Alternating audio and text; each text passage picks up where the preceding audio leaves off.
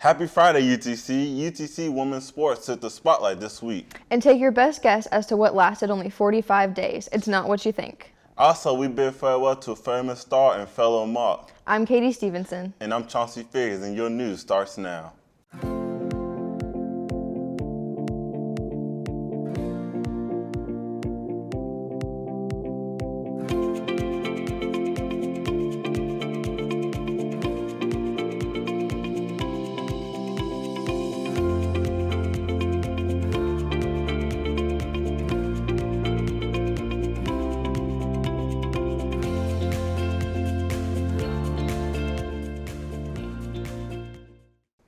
Hello, fellow hunker downers. We have to start today's show with some sad news. Emmy Award-winning actor and UTC alumni Leslie Jordan passed away earlier this week. He died in a single car crash in the Hollywood area, according to the Los Angeles Times. The Chattanooga native was most known for his role as Beverly Leslie in the popular and progressive sitcom Will and Grace. This role led to him winning an Emmy. He gained a second wind of popularity due to his Instagram post in the pandemic, which he would always open with, "Hello, fellow hunker downers. We will dearly miss our former Moc." The Student Government Association hosted a parking panel Q&A Wednesday evening at the University Center Auditorium. David Seidel, director of UTC Parking Services, represented the university in answering some of the students' most asked questions on the current state of the UTC's parking. When asked about why parking can be so expensive, Seidel responded by saying, So the first thing we really want to establish, UTC faculty, staff, and students need parking. That's just a fact. I think we can all agree there. Parking lots and structures are very expensive. They're expensive to build, they're expensive to maintain, and UTC is landlocked. So unfortunately, we're not a university that can just build in a neighboring cornfield or anything like that, like other universities have the ability to do. We are in the middle of beautiful downtown Chattanooga, so we have to kind of work with the constraints that we do have. Where does UTC parking money go? So, firstly, parking is an auxiliary function, meaning that we are self-funded. We don't get tuition money, we don't get state money, we don't get federal money. All of the money for everything below, you see on self-funded there, everything comes out of parking revenue. So parking lot maintenance and improvements, future capital projects. Here's a good point to stop. I'm going to poll the audience. Somebody throw out a number of what you think it costs when you're building a garage, the per space cost. What do you think that is? The actual costs are between $25,000 and $30,000 per space.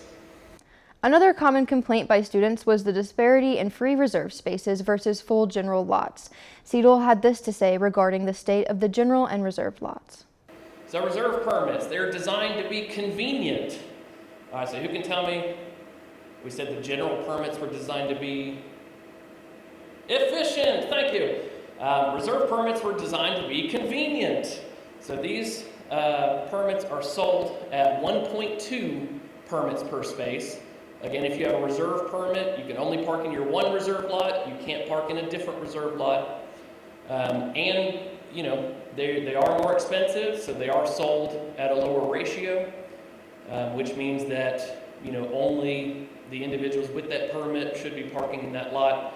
So your space is sitting there waiting for you. We do go through, especially using the utilization study, if we see, for example, in the Lupton garage, 50, 60, 70 spaces sitting empty, we'll go through and bump that 1.2 up to 1.3, 1.3 and a half. We'll also go through and if we see students that have left the university and they just didn't return their permit, but we can see they're inactive, we'll go ahead and sell another one of those, whatever lot they had as well, just to make sure, spaces aren't sitting empty for no reason.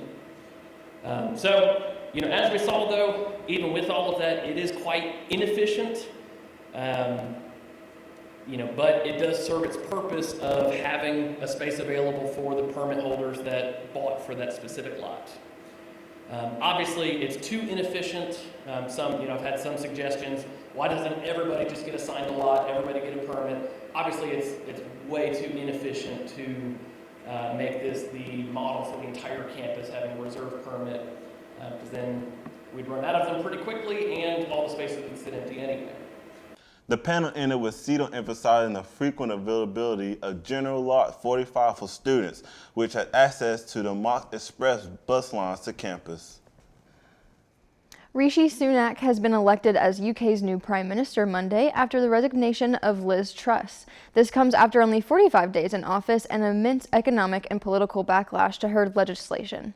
Sunak, former Chief Treasurer for the UK, sets historical precedent for being the first Prime Minister of colour for the country. He faces the challenge of stabilizing the economy after Truss stepping down from office. According to the Associated Press, Sunak, in his first public statement as Prime Minister, promised the country, quote, stability and unity. SGA hosted its annual bonfire with a new treat that was perfect for the season. The bonfire was hosted on Chamberlain Field once again. Pizza was served along with hot wings. There was also a s'mores bar where you could grab some marshmallows to roast. The Ladies of Gold gave the attendees a great show. There was also fake acts thrown for a grand prize of an electric scooter. It was a fun event for all and great place for students to mingle. Well, the weather can't seem to make up its mind. It's either cold one day or warm the other. Our chief meteorologist, Graham, will get to the bottom of it all. Graham? I've got good news and bad news. First, the bad news. We're looking at continued cold temperatures in the week ahead, plus some rain. Lows might fall as far as 45 degrees today, with sunny conditions. However, by Sunday, things could get rainy. We're looking at a 90% chance of rain on Sunday with a potential low of 58 degrees, no warmer than 63. The rain could continue through Monday. Now the good news. By Tuesday, things will be looking sunnier and warmer, up to 75 degrees. And gorgeous fall leaves are here. It's a great time to go up to Lookout Mountain and see all the colors. Plan a trip to the park with friends. Chauncey and Katie, back to you. Our UTC women really shined this week. Here's our Frankie Bolognani with sports to show us what went down. Last week, the number 8 Mocs held off the number 11 Mercer Bears to earn the first place spot in the SoCon thus far. Mercer struggled offensively all game, turning the ball over 6 times on their way to a 41-21 beatdown. Tomorrow, the Mocs travel to take on number 24 Furman. Both teams are on a 3-game win streak, but the Mocs are coming in looking stronger in all 3 phases of the game.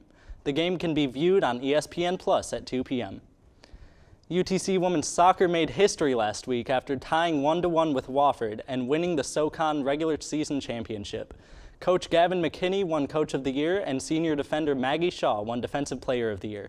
The Lady Mocs are set to begin tournament play tonight at 6:30 in the UTC Sports Complex when they take on number 8 Wofford. Just in time for Halloween, we have some spooky goat yoga for you. The baby goats return to our campus dressed in Halloween costumes. The weight of the goats helps students stretch out into yoga poses. Plus, experts say they help reduce stress. Be sure to check Mocs for the current list of Halloween events. That's this edition of Mocs News. Thanks for joining us. Be sure to keep up with us on our Facebook page. We're also on Twitter and YouTube. Have a good weekend.